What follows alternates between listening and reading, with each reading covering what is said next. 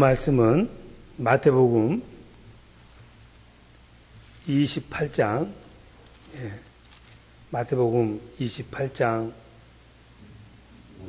18절로부터 20절입니다. 마태복음 28장 18절로부터 20절.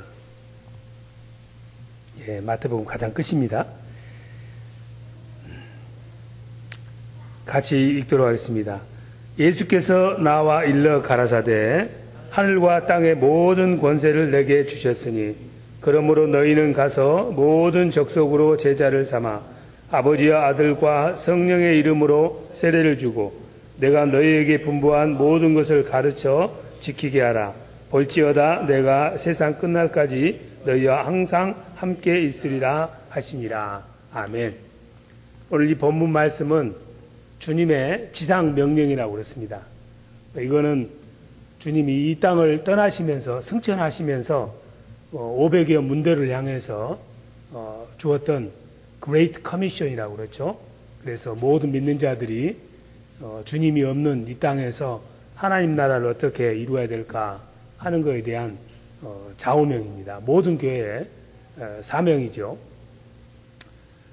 저는 좀 군대를 늦게 갔습니다만은 군대 가면은 항상 고문관들이 있는 것 같아요. 고문관이라는 게 원래는 그 미군들이 한국전 때 이렇게 와서 어드바이스 해주는 사람으로 아주 그 똑똑한 사람들을 고문관이라고 그러는데, 군대에서 고문관이라고 그러면은 단체 기합을 일으키려 하는 아주 골치 아픈 사람들이 고문관이에요.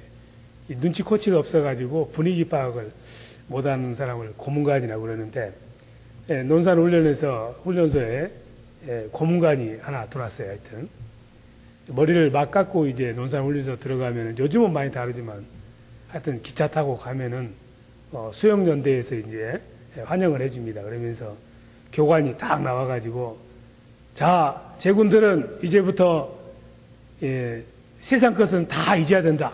그러면서 이제 말투부터 바꾸고 행동도 바꿔야 된다. 군대에서는 대답은 뭐든지 다로 끝나고 질문은 뭐든지 까로 끝난다. 예를 들자면, 네, 알겠습니다. 잘 모르겠으면, 네, 그렇습니까? 하고 물어보는 것이다. 알겠나? 했더니 저 뒤에 있던 고문관이 알았다! 이게 보니까 벌써 이게 문제가 생기기 시작한 거야. 누구야? 정신 아직도 못 차리고 있구나. 내가 다시 한번 이야기한다. 모든 대답은 다로 끝나고 모든 질문은 까로 끝난다. 알겠다! 그러니까 다 그러는데 한 애가 알았다니까! 그러는 거예요. 다 하고 까로 하라니까 그냥 힘차게 다 까 해가지고 단체 기합을 훈련소 들어가자마자 다 받았습니다. 이런 이 고문관들 때문에 항상 군대 가면은 억울하게 기합을 많이 받는데, 훈련소가 다 틀려요. 일반 병이 받는 훈련소가 있고, 공수부대, 또 어떤 사람들은 해병대, 일부러 한국에 누굽니까, 현빈인가 뭔가 하는 사람은 해병대도 들어가고 그러는데, 해병대를 해병대 되게 하고 공수부대를 공수부대 되게 하는 것이 훈련을 통해서 그래요. 어떤 훈련, 일반 사병 훈련 받았으면 사병 되는 것이고, 해병대 훈련 받으면은 귀신 잡는 해병 되는 것이고, 또 공수부대, 특전대 훈련을 받으면 공수부대 되는 거예요. 우리 장로님은 무슨 훈련 받았어요? 공병대 훈련 받으셨어요? 아, 논산에서 5주 다 받고 후반기 교육으로 또 5주간 받으셨군요. 이 토닥토닥하는 공병대 훈련도 골병대인데 골병대 되기 위해서 그것도 다시 전반기 논산에서 훈련 받고 또 가면은 따로 또 훈련을 또 받는 거예요. 군대에서 사병으로 3년 의무 복무하는데도 다 이렇게 훈련이 필요해요. 훈련만 받으면은 다 군대 일을 잘하느냐, 또 가서 보면은 군대 가면 또 자대 가면 자대 훈련이 있고 이런저런 훈련이 많아요. 훈련을 많이 받고 눈치 코치가 쌓이고 이제 병장이 되다 보면은 이 모든 것이 돌아가는 걸 다 알아서 병장쯤 되면은 그저 장군 하는 일도 거의 할 만큼 되는 거예요. 훈련을 통해서. 모병제가 아니고 징병제인 한국에서도 군 생활을 무사히 잘 마치도록 하기 위해서 훈련을 하는데, 신앙생활하는 우리들에게도 훈련이 필요할까 안 할까 생각을 해봅니다. 우리가 예수 믿고 구원받는 것은 순식간이에요.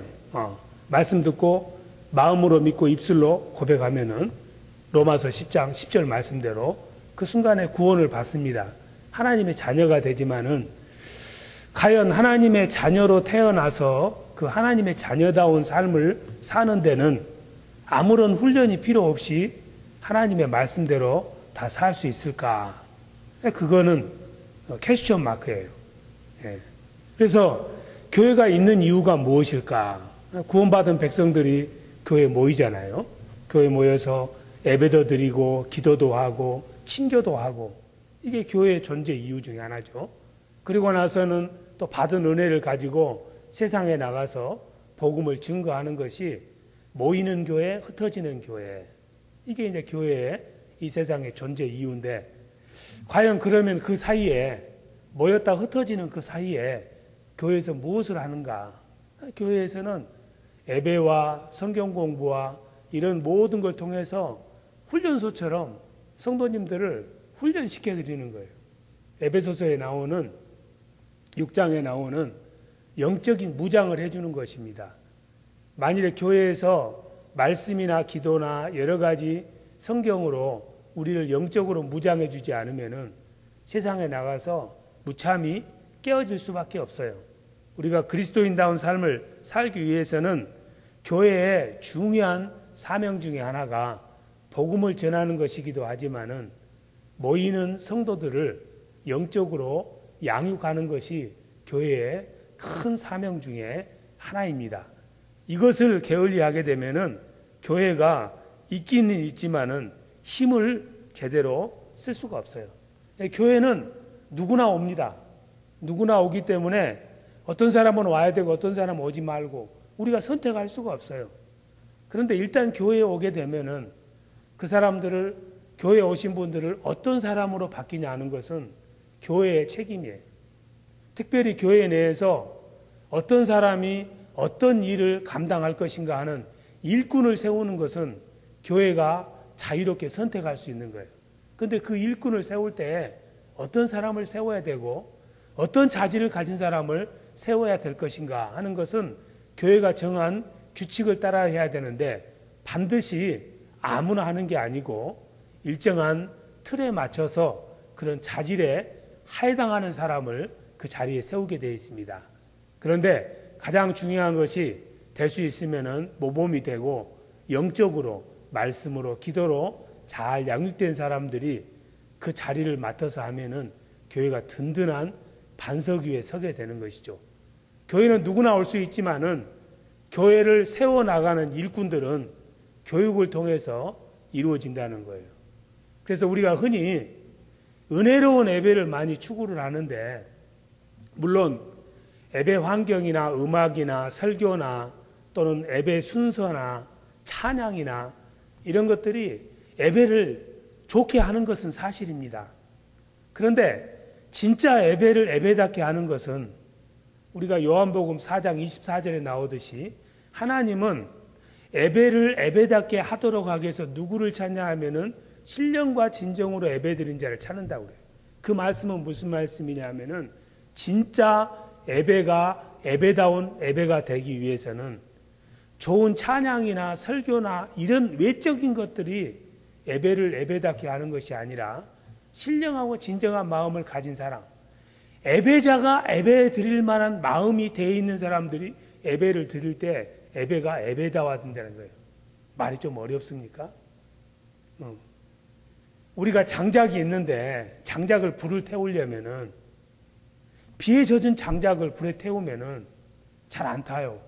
근데 햇볕에다가 바짝 마른 장작을 불에 태우면은 활활 불타는 거예요.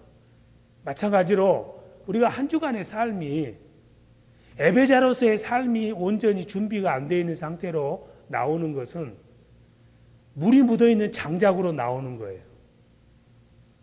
예배 좀 뜨거워지는 것 같은데 물기가 빠질만 하니까는 예배가 끝나는 거예요.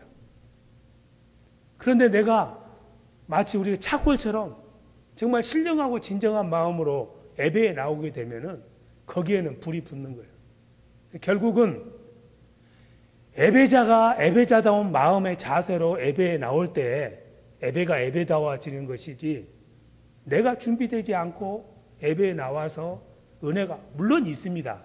그러나 불타는 예배는 체험하기가 힘듭니다.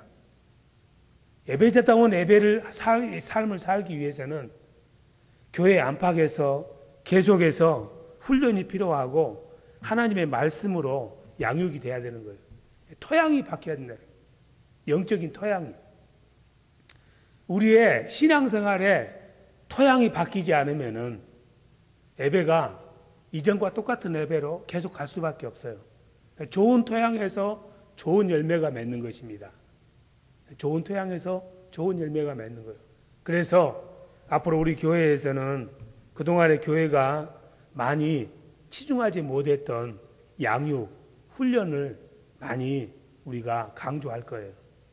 이거는 어느 교회나 똑같고 하나님을 섬기고 교회다운 교회의 모습을 이루기 위해서는 피할 수 없는 길입니다.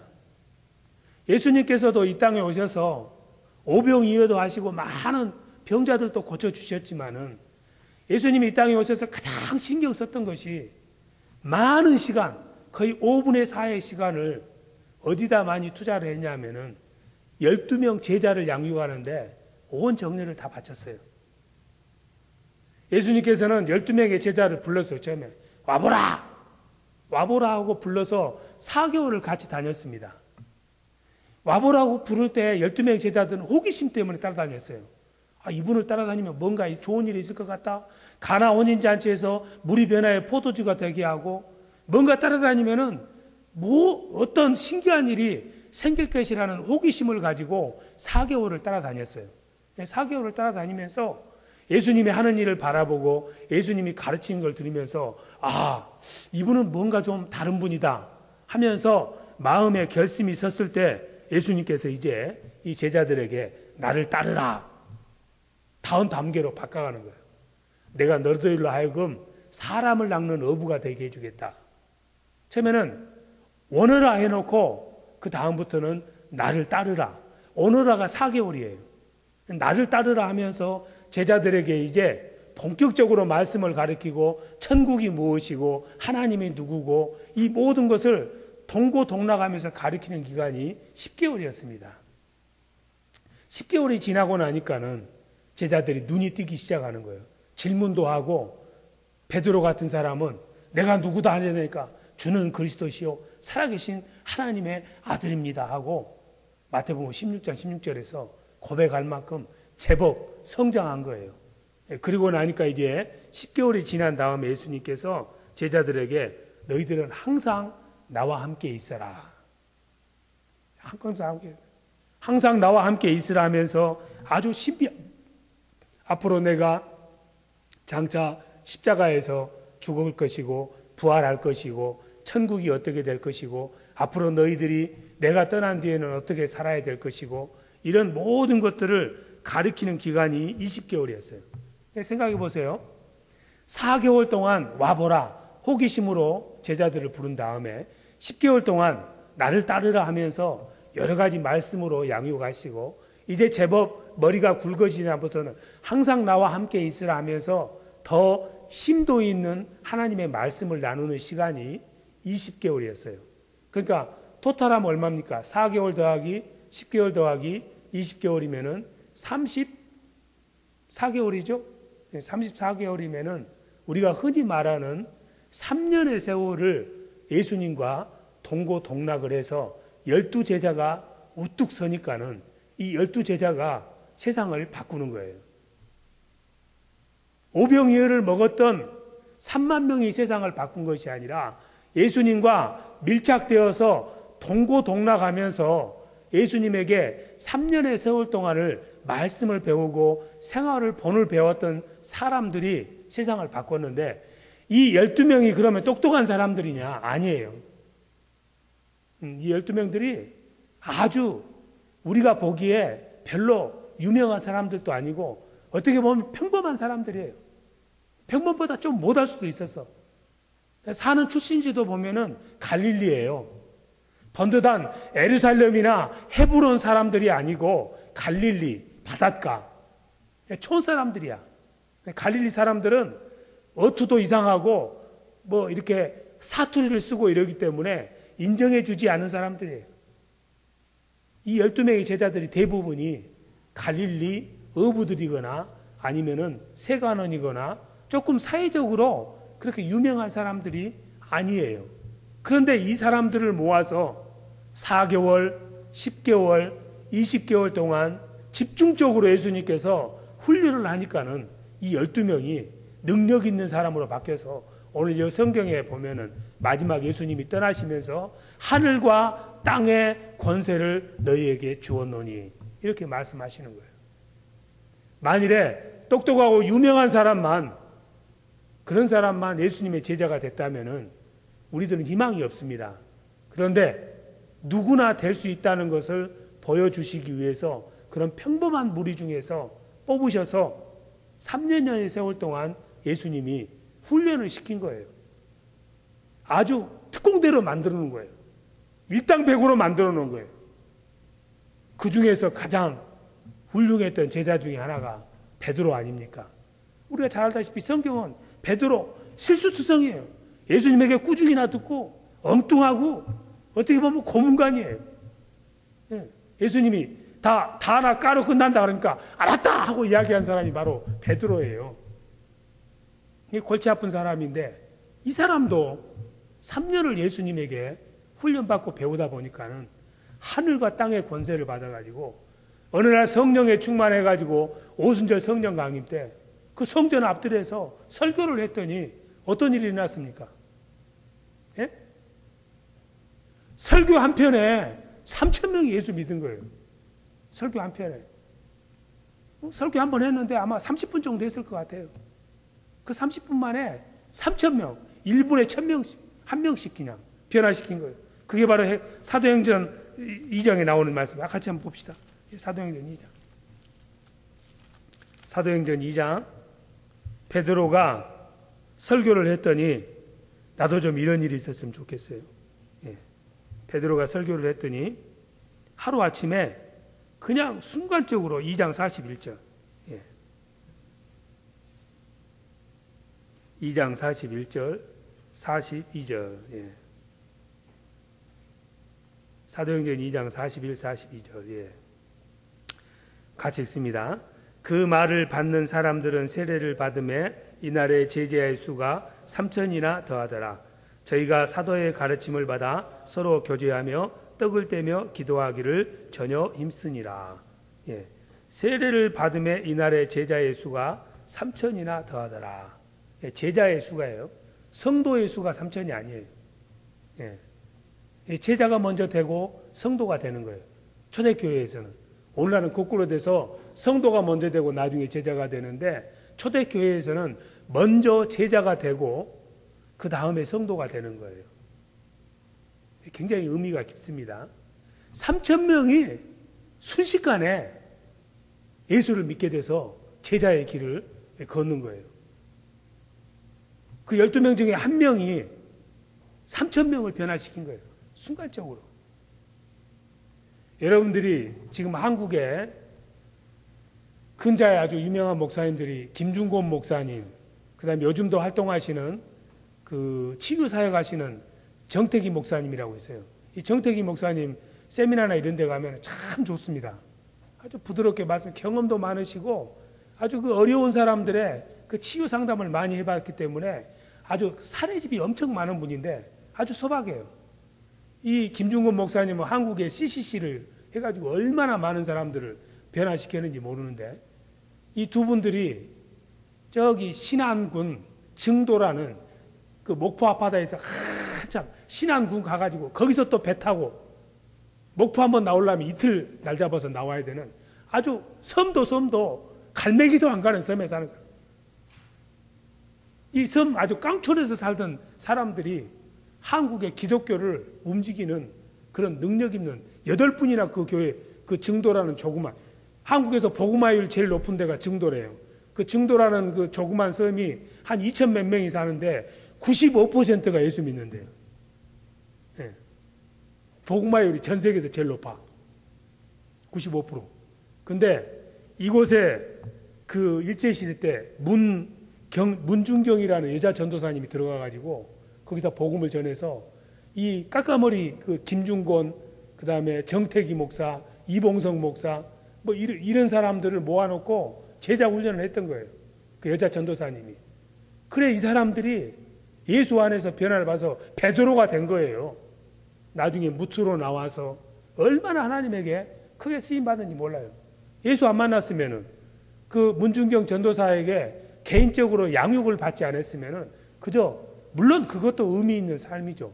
그러나 그 하나님을 만나고 제자의 길을 걸으니까는 하나님께서 이 사람들은 한국의 기독교의 한 흐름을 감당하는 그런 8명의 훌륭한 종들이 그 한 문중경 전도사를 통해서 신안 앞바다 그 증도에서 나왔어요.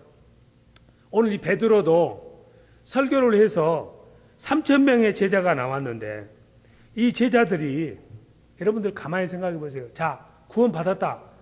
기분 좋다. 세례 받고 그 순간부터 다 집으로 흩어졌다면은 교회가 있었겠어요? 없었겠어요?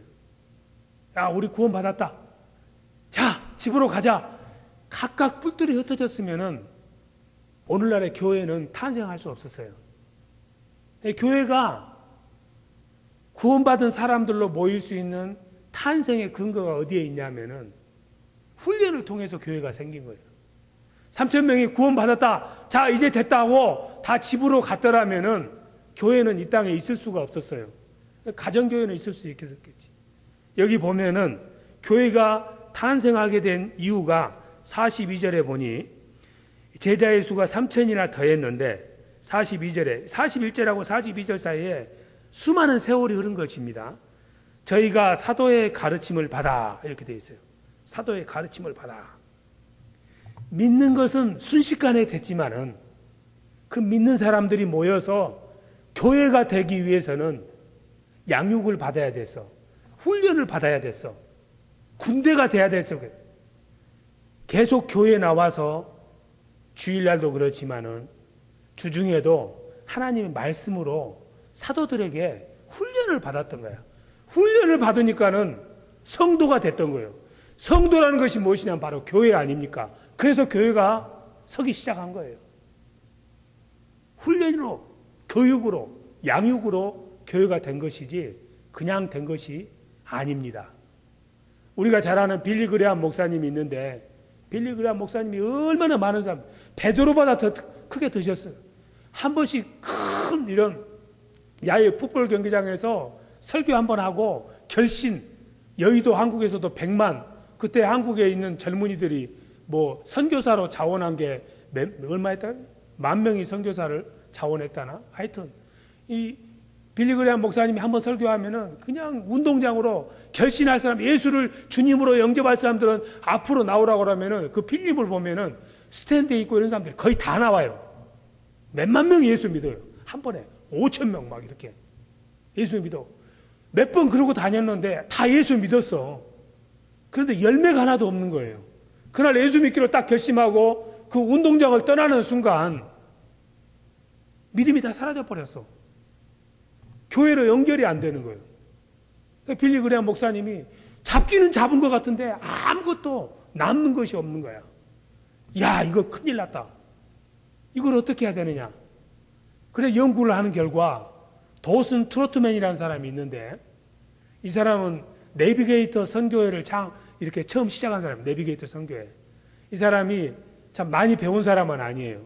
그런데 오늘 읽었던 우리 성경 본문, 너희는 가서 모든 족속으로 제자 삼아, 이걸 혼자 읽다가 하나님이 내게 주신 말씀이다. 샌디에고 사람인데 너는 모든 족속으로 제자 삼아 이 말씀을 마음에 품고 내가 이대로 한번 살아봐야 되겠다 해가지고 그 해군 기지 있는 데로 가서 그 배 타고 내려온 수병을 하나를 잡고 자기 아파트에다 데려다 놓고 1:1로 성경 공부를 시켰어요.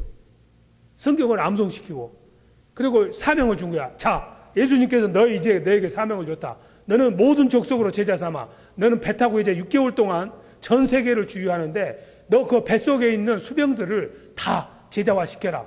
그래가지고 이렇게 성경 공부할 수 있는 문답식 성경 공부 교재를 줘가지고 그 수병을 보냈더니 그 수병이 6개월 동안 삥 돌고 돌아가면서 그 배 안에 있는 사람들 300명을 예수 믿도록 만든 거예요. 그러니까 이 사람은 제자 훈련 1대1로 예수 믿도록 만드는데 특별하게 하나님의 소명을 받았어. 빌리 그레함이 이 사람을 알아가지고 연락을 해가지고, 자, 내가 새우를 잡기는 잡았는데 이 새우 잡는 이 광줄이 구멍이 너무 커서 다 빠져나가고 없습니다. 어떻게 하면은 이 사람들을 다시 성도로 기를 수 있을까요? 제게 맡겨주십시오. 그래서 더손 트루먼이라는 사람이 그 집회에 갑니다. 자기 동역자들하고 가가지고 결신한 사람들을 다 면담을 해서 어느 지역 어디 다 해가지고 그 사람들을 교회로 연결시켜주고 제자화시키고 양육을 받도록 하니까는 빌리 그레함 목사님이 전도의 재능이 있었지만은 그 전도받은 사람을 예수의 사람으로 바꾸는 능력은 없었어요. 그 은사는 안 줬어. 이 더슨 토르트맨이라는 사람을 통해서 그 사람들을 다 예수 믿는 하나님의 사람으로 바꾸는데 서로 동역을 해서 미국의 영적인 부흥을 이뤘다는 거예요. 믿는 것은 한순간에 이루어집니다. 믿고 예수 믿는 사람, 예수의 제자가 되는 것은 시간이 많이 필요해요. 예수님도 3년 동안 제자들과 동로와 동락을 했고 그 3,000명도 하루아침에 능력 있는 성도가 된 것이 아니라 예루살렘 교회를 통해서 꾸준하게 양육을 받으면서 그 사람들이 제자가 되니까 나중에 예루살렘에 핍박이 있었을 때 그 사람들이 열방으로 흩어지면서 자기들이 배웠던 것, 그것을 가지고 복음을 전할 수 있어서 열방으로 교회가 퍼지기 시작한 거예요. 훈련을 받지 않고는 그게 안 된다는 얘기예요. 사도 바울도 계속해서 이런 정신으로 살았어요.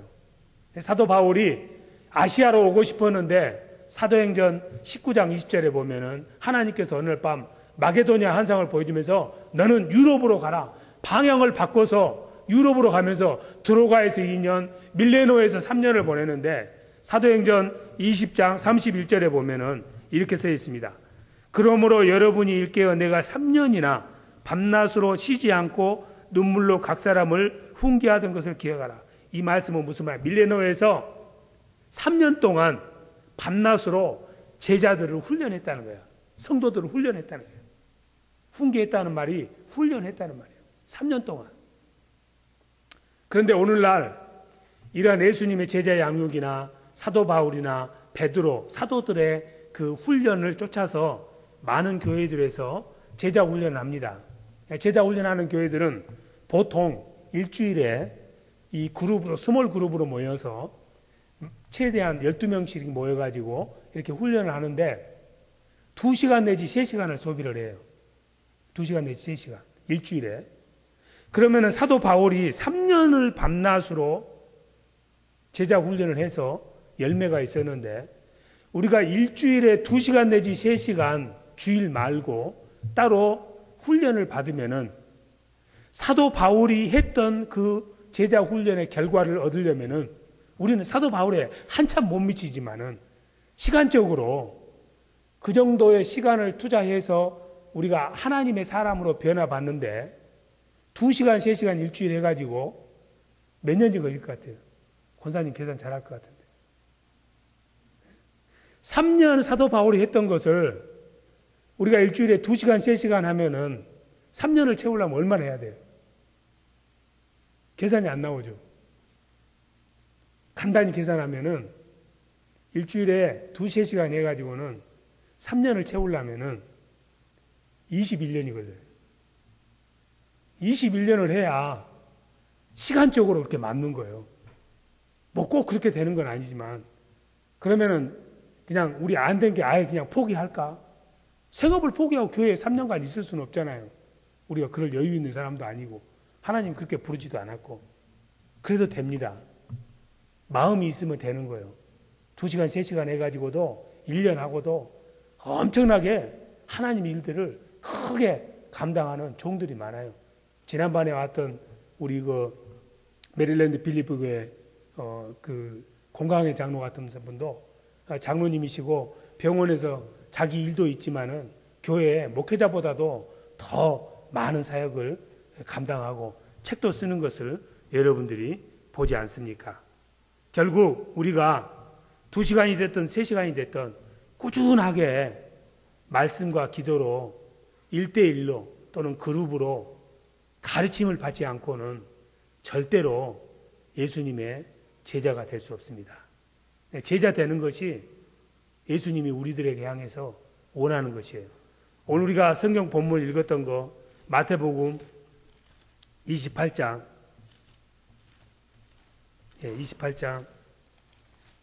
19절에 보면은 그러므로 너희는 가서 모든 족속으로 제자를 삼아 아버지와 아들과 성령의 이름으로 세례를 주고 내가 너희에게 분부한 모든 것을 가르쳐 지키게 하라.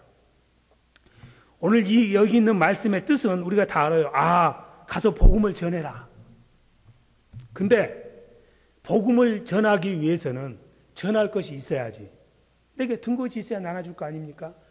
그래서 여기서 가장 중요한 단어가 뭐냐면은 가장 중요한 Go and make disciples. 그리고 나서 baptizing, teaching이에요. 여기서 가장 중요한 단어가 뭐냐면은 make disciples of all nations. 모든 민족으로 제자를 삼아. 이게 돼야 세례가 되고 이게 돼야 가르칠 수 있는 거예요. 가고 세례 주고 가르치는 것은 디사이플이 돼야만이 될 수 있는 부차적인 것이라 이 말씀이에요. 예수님이 여기서 강조하는 것은 모든 족속으로 제자를 삼아라. 세례 주고 가르치고 가는 것은 제자 삼는 것의 부차적인 열매다. 그래서 예수님께서도 12제자를 뽑아서 그 제자들에게 자신의 혼신의 힘을 다해서 양육을 시켰었고, 사도 바울도 베드로도 그러한 본을 쫓아서 바로 사도 바울이 이야기하잖아요. 고린도전서 4장 16절에 너희들은 나를 본받아라. 어떻게? 내가 그리스도를 본받는 것처럼 고린도전서 11장 1절 말씀대로 모든 족속으로 제자 삼으라는 하나님의 말씀에 충실해서 사도 바울은 가는 곳마다 2년 3년씩 머무르면서 그 만나는 사람들을 그리스도의 제자로, 그리스도의 군사로 양육을 시켰기 때문에 그 사람들이 사도 바울이 떠나도 그 교회의 주체가 돼서 그 교회를 든든한 반석 위에 올려놓을 수 있었던 거예요. 만일에 우리들이 이러한 양육과 훈련을 받지 않으면 관중으로 남고 교회 멤버로 남기 쉽습니다. 제자는 못 되는 거예요. 교회 기둥이 되기가 힘듭니다. 우리가 예수를 믿고 거듭나는 것은 하루아침에도 가능한 일이에요. 그러나 금방 믿었다고 해서 교회 일이나 하나님의 사명을 감당할 수 있는 건 아니에요. 그 일을 할 수 있는 기술을 배워야지. 뭔가 할 수 있는 것을 가지고 있어야지. 그걸 어떻게 하느냐? 훈련을 통해서 우리가 배워야 되는 거예요. 결국은 그렇게 배워서 자랑하자는 것이 아니라 배우면 배울수록 우리가 예수의 모습으로, 예수의 사람으로, 예수의 제자로 바뀌어서 예수님이 보였던 본이 있잖아요. 제자들의 발을 씻겼던 그 본을 보이면서 너희들도 나처럼 마음이 낮아져서 서로 발을 씻어주는 섬기는 자의 예수 그리스도의 종된 모습으로 변화받기를 원한다면은 우리들이 어떻게 살아야 될 것인가? 시간을 할애해서 하나님의 말씀과 기도 안에 내가 훈련을 받고 양육을 받아서 그리스도의 모습과 형상으로 내가 바뀌어갈 때에 예배가 예배다워지고 교회가 교회다워지고 내 삶을 통해서 예수 그리스도의 아름다운 모습이 나타나고 나를 통해서 다른 사람이 예수를 만나고 다른 사람을 내가 제자를 삼을 수 있는 하나님의 사명자가 다 될 줄로 믿습니다. 같이 기도하시겠습니다. 하나님 감사합니다. 우리가 정말 그리스도의 제자가 된다는 것은 쉬운 길이 아닙니다. 구원받고 하나님의 자녀가 되는 것은 일순간에 이루어지는 일이지만 우리가 그 구원받은 감격을 가지고 하나님의 제자가 되어서 가서 모든 사람에게 복음을 전하고 나를 통해서 하나님 나라의 지경이 넓혀지기 위해서는 내가 훈련받지 아니하고 내가 하나님의 말씀과 기도로 양육되지 않고는 도저히 감당할 수 없는 일입니다. 하나님, 우리에게 열심을 주시고 제자가 되기를 소망케 하여 주셔서 내게 있는 시간과 물질과 건강과 이 모든 것을 들여서 따로 시간을 정하여 하나님의 말씀 앞에 서게 하여 주셔서 우리 모두도 사도 바울처럼 베드로처럼 하나님에게 귀하게 쓰임받는 존귀한 제자들이 다 되게 하여 주시옵소서.